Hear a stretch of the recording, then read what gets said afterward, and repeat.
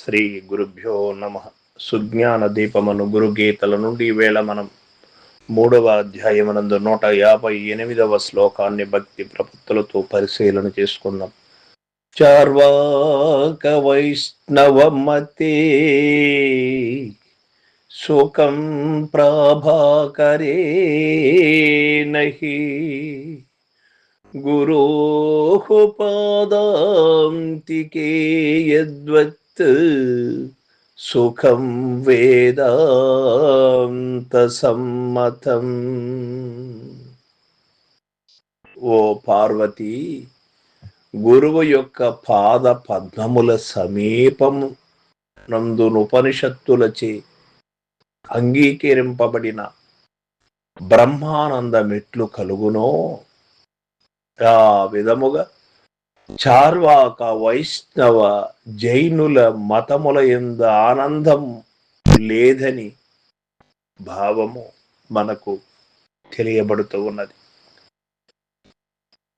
గురు శాస్త్రము పరమశివుడు చెప్పినటువంటి సత్యము, మతముల వారలు తమ సమ్మతమైనటువంటి శాస్త్ర మర్యాదలచే మితమీరు పరుచుకొని బహుగతులను కలహింతురు.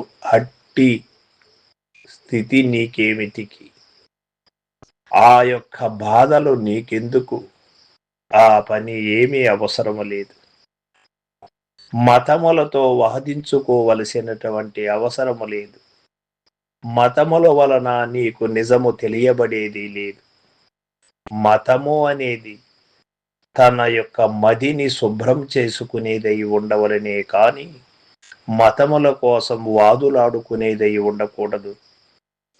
తన మది శుభ్రపరచుకోవడానికి ఒక సిద్ధాంతాన్ని ఏర్పరచుకున్నారే కానీ, ఒక మతాన్ని ఏర్పరచుకున్నారే కానీ ఆ మతములతో వాదించుకోవడానికి కాదు.